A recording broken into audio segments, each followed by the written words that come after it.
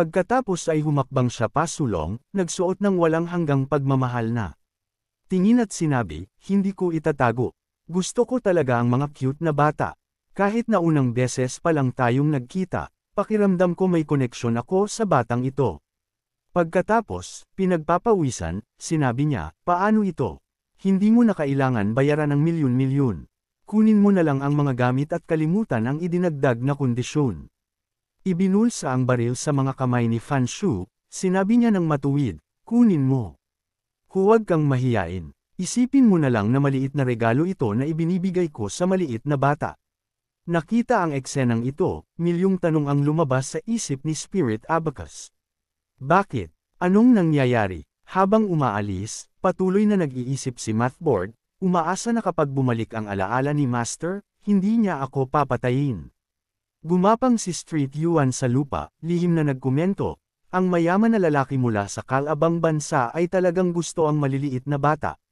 Siguro dapat akong pumunta at kumuha rin ng ilang kalamangan. Naisip ay gawin ito. Agad siyang gumapang sa braso ni Mathboard, nagpapanggap na cute, ngunit sinipa siya palayo. Pagkatapos nito, tumalikod siya at umalis, ang pangungusap ay, get lost. Gabi na, nagpaalam na ako, naway maging matagumpay ang iyong pagpatay. Tumingin si Fan Shu kay Street Yuan at nagtanong, okay ba si Little Treasure? Sumagot si Spirit Abacus, hulaan mo. Matapos ang isang salita, nawala ang grupo ng mga mangangalakal. Matapos silang umalis, nagsimulang mag-usap ang grupo ng sabay-sabay. Ang mahalagang transaksyon na may kinalaman sa kapalaran ng sangkatauhan ay natapos ng napakadali. Libre ito, peke kaya, ang sinumpa na bata, ang maswerteng bata. Okay ba si Little Treasure? Nasa lumilipad pa ring barko, paulit-ulit na nag-isip si Mathboard, hindi ko talaga inakala na makikita ko si Master sa lugar na ito. Kailangan ko agad sabihin sa mga kapatid. Pagkatapos ay inabot niya at gumawa ng spell. Hey, lahat ng dumadalo sa war meeting. Sa kabilang dulo, nagtanong ang isang tao, paano ang usapin? Sumagot si Mathboard, tiyak na hindi mo aasahan ang nangyari sa pagkakataong ito. Nagkataon na nakita ko ang Master. Sobrang nakakatakot. Ipinakita ng screen ang isang war room. Si Gia na nakaupo sa gitna ng frame ay nilapitan ni Moa na nagsabi, relax. Ang paglapit mo kay Master ng mag-isa ay hindi itinuturing na paglabag. Idinagdag ni Guo Merity mula sa kung saan, hawak ang isang baso ng alak. Sa pagkakataong ito, naging bata si Master dahil sa isang game system error at saliado ang kanilang alaala. May dalawang posibilidad. Ang isa ay pagkatapos bumalik sa normal si Master, makakatanggap sila ng bagong hidden class. Ang isa naman ay hindi sila makakarecover at lalaki lang ulit bilang bata. Tiningnan ang kanyang mga kasama, nagpatuloy siya, sa hinaharap. Kailangan nating italaga ang lahat kay Master. Economy, court, culture, beliefs. Kailangan nating lusubin ang Great Zhao sa lahat ng paraan. Para naman sa pangalawang posibilidad, nagpasya kaming simula ng Operation Hunt upang simulan ang pagsakop sa Great Zhao Dynasty, ang numero 1 sa mundong ito. Nagsimulang magbahagi ang lahat ng mga updates sa kani-kanilang mga gawain. Sige, nagsimulang ipaliwanag ni Suan Pan ang kanyang mga negosyo, maayos ang lahat sa panig ko. Kalahating taon na ang nakakaraan, nagsimula ako sa kalakalan, salamat sa pagpapala ni Master. Ngayon, ang pagkuha ng 4 na pinakamalaking industriya sa Great Zoo ay madali lang. Sabi ni Leo Kuno, nakaupo na mag-cross ang mga binti, kamakailan, pinatay ko ang Holy Maiden ng Light Sect at sinuot ko ang Royal Palace gamit ang kanyang pagkakakilanlan. Narinig ang ulat, masayang pinuri ni Merity, excellent. Palagi akong nagbabantay sa Underworld Dungeon kaya hindi ako makakaalis. Pero paano si Wuan Chiang? Narinig ito, agad na. Nagsalita para sa kanyang kaibigan, mahusay si Wu Chen. Hayaan mong sabihin ko sa iyo. Nalampasan niya ang mga kalamidad na nilikha namin. Ginamit niya ang kanyang mga kasanayan sa medisina at lakas upang iligtas ang maraming tao at lumabas na siya bilang isang bagong saint sa mata ng masa ng Great Zhao. Narinig ito, nagkomento si Xia Batao, ang lalaking mahilig sa alak at naghahabol sa mga babae ay nagtagumpay sa pagiging isang saint. Mahirap paniwalaan. Ikan-urban ng babae ang kanyang lollipop, nilalamon ito habang sinasabi, Matagumpay akong naging bagong gang leader ng Great Jaws Evil Dragon Gang matapos patayin ang kalahati ng mga miyembro nito. Ganap silang sumuko. Kung patuloy tayong papatay, kukunin natin ang top 10 gang sa Great Jaw sa madaling panahon. Narinig ito, masayang nagpatuloy si Merity, excellent. Lahat, ipagpatuloy ang inyong mga plano at gawin ng maayos ang inyong trabaho. Kung alam ni Master, tiyak na hindi nila papayagan na gamitin natin ang gayong kasuklam-suklam na pamamaraan upang lusubin ang Great Xiao. Ngunit ginagawa lang natin ito upang ailay kay Master ang pinakamahusay sa lahat. Kahit nasisihin nila tayo sa paggaling, wala tayong pagsisisi. Narinig ito, same time na sumagot ang lahat ng sabay-sabay, no regrets. Tiyak na ipipresenta namin ang Great Xiao kay Master. Ay, oo. Naalala ni Xiao Yi ang isang bagay at nagsalita, si Master ay dinala ng ilang She-Devils para sa isang tangkang pagpatay.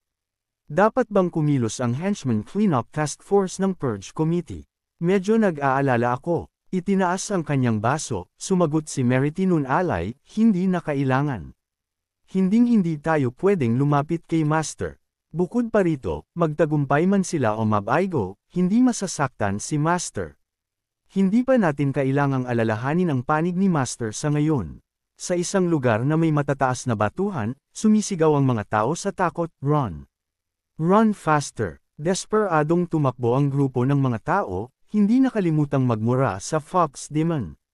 Sa sandaling ito, isang higanting paa ng tigre ang malapit ng tumapak. Nang lumapag ang paa, umalangaw-ngaw ang isang sigaw ng kawalan ng pag-asa. Isang tao na nakaupo sa lupa ang sumigaw sa takot, huwag kang lumapit dito. Tiningnan sila ng Tiger Demon at sinabi, maging alipin ko at hahayaan kitang mabuhay, mga tao. Ang taong malapit ng mamatay ay determinado pa rin, ang mga tao ay hinding-hindi titigil sa paglaban. Lalaban kami hanggang sa huling patak ng dugo. Pagkatapos, syempre, ang taong iyon ay pumunta upang makipagkita sa kanyang mga ninuno. Ang Tiger Demon ngayon ay medyo galit na nagmura, mga tao, sa tingin nyo ba ay makakapagtago kayo sa anino na parang mga ipi sa buong buhay ninyo? Pagkatapos ay inutusan niya ang kanyang mga alagad, annihilate all the humans here. Malakas silang sumigaw ng sabay-sabay, understood. Lumipad ang mga demons ng masaya na pinag-uusapan ang mahina at nanginginig na hitsura ng mga tao. Talagang nakakagusto na kagatin sila hanggang mamatay, tao. Ang Demon Slayer na hinihila ang isang tao ay sumigaw, tara na. Bakit ka nakatayo dyan? Umiyak ng malungkot ang tao, hayaan mo ako. Ayaw kong tumakas. Patay na ang pamilya ko. Wala nang saysay ang buhay ko. Ang Booze Demon na tumatakbo sa likod ay nakahabol at sinabi, hey! Hindi ba sinabi mo na kailangan mong labanan ang mga demons? Sa pamamagitan lamang ng pamumuhay ka magkakaroon ng pagkakataong lumaban. Sa pamamagitan lamang ng pamumuhay ka makapaghintay sa araw ng paghihiganti. Mukhang may bagong napagtanto ang tao matapos tapusin ng Booze Demon ang paghikayat. Umalis siya at inutusan ng Demon Slayer, dalhin mo siya. Tiningnan ang kanyang kasama, tinawag siya ng Demon Slayer sa pangalan, Ziggy. Pagkatapos ay hinailan niya ang tao at nagpaalam. Goodbye. Nakita ang gintong liwanag na pumapalibot sa kanila. Sinabi ng Demon, ito ang space confinement ng Tuigway, ikaw na maruming babae. Pagkatapos ay naghiwalay sila na may isang layunin, kailangan nating hanapin agad ang Tui. Sa sandaling ito, itinaas ni Zingo ang kanyang kamay ng mataas, naglalabas ng isang agos ng itim na kapangyarihan. Malakas siyang sumigaw, infinite confinement spell.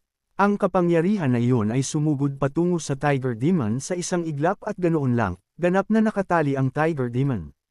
Tumingin sa ibaba, nagtaka siya, nagkita na ba tayo dati? Ipinaliwanag ni Juyu, 7 taon na ang nakakaraan, pinigilan mo ang itim na dugo. Lahat ng kasama ko ay namatay sa iyong mga kamay. Narinig ito, mukhang bumalik ang kanyang mga alaala sa Tiger Demon, o, naaalala ko na ngayon. Ang mga matitigas na ulo noon. Kaya buhay ka pa rin. Sumagot si Juyu nang walang pag-aalinlangan, nabuhay ako hanggang ngayon para lang ipaghiganti ka. Nagbiro ang Tiger Demon, mga tao, ha? Kung minsan, parang mga ipis kayo. Kung hindi kayo namamatay kapag tinapakan ng isang beses, tinatapakan lang kayo ulit. Mukhang oras na para sa isang ganap na pagpuksa ng lahat ng tao. Ngunit ang mga salitang ito ay nagpagalit sa kanya, na nagdulot sa kanya na sumigaw, hindi. Hindi na kita bibigyan ng anumang pagkakataon. Tumawa ang Tiger Demon ng nanunuya, batay lang sa mga selyo na ito. Ikinurba niya ang kanyang mga braso, nagtitipon ng kapangyarihan. Kinumpirma ni Juyu, syempre hindi. Ang selyo ay simula pa lang. Lihim kong idinagdag ang 3,000 layer ng blood-cursed seals ngayon lang. Walang paraan na makakatakas ka ng lubusan ngayon. Agad na mas maraming kadena ang bumalot sa Tiger Demon. Hindi niya naiwasang sumigaw ng galit, kasuklam-suklam na tao. Ngunit gumamit ka ng blood oath upang kumonekta sa akin. Kung mamamatay ako, mamamatay ka rin ng hindi natural na kamatayan. Ngunit handa si Ju na mamatay ng magkasama, okay lang. Tiger Demon, sa wakas, may lalabas na kita sa kailaliman ng impyerno.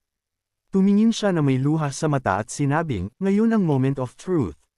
Monk, anong hinihintay mo? Sa likod ng Tiger Demon, binigkas ni Pono ang dalawang salita, ready.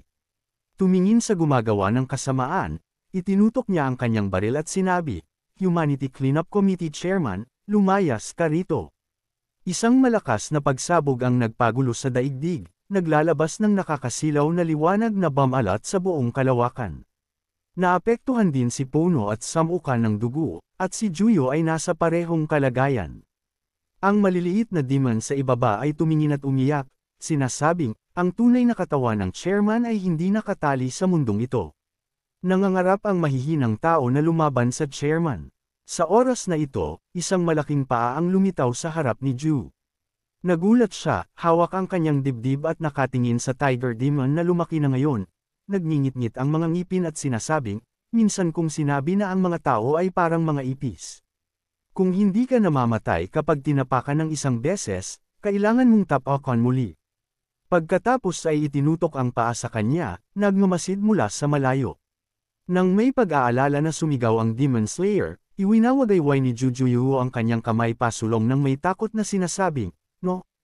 Na may mukha na puno ng dugo, naisip ni Ju, sa totoo lang, alam ko rin na ito na siguro ang katapusan. Nakatayo siya doon na may malungkot na ekspresyon ngunit determinadong abutin ang kanyang layunin, ngunit tiyak na ipaghihiganti kita, upang sa muli nating pagkikita, hindi ako makakaramdam ng hiya. Nakatayo roon na tulala, hindi na siya nag-abalang lumaban pa. Halika, palayain mo ako. Ngunit nang lumapit ang mga kuko sa kanya, huminto sila. Tumingin sa itaas, nakita niya ang maliit na yipyang. Lumipad siya at casual na hinarangan ito ng isang daliri. Nagdilim ang mga mata ni Yipyang, hindi malinaw ang emosyon. Tigre, bagamat hindi niya naiintindihan ang nangyayari, matigas na lumikha ang kanyang kamay ng lakas. Unti-unting nag-evolve ang katawan ni Yipyang at nagningas ng matindi ang kanyang enerhiya sa isang super god good state. Kumunat ang noo ni Yipyang na mukhang astig. Nakita ni Ju ang biglaang ebolusyon. Napakatindi ng apoy ni Yipyang na nanginginig sa takot ang higanting demon tiger. Tumingin siya sa itaas na lubos na nagulat.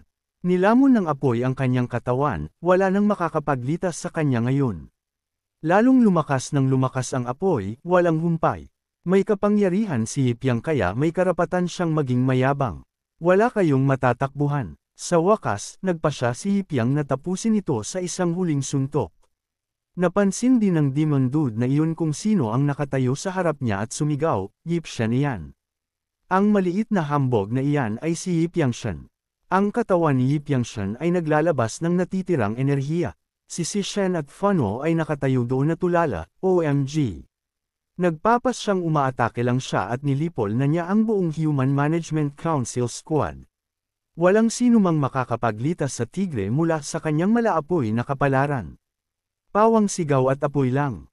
Matapos ang parang walang katapusang pagluluto, namatay ang apoy at naging tahimik ulit ang lugar.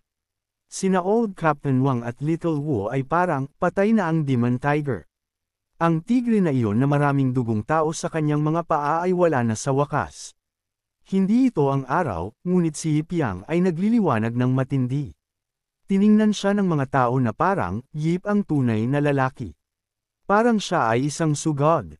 Kaya, ano bang nangyari?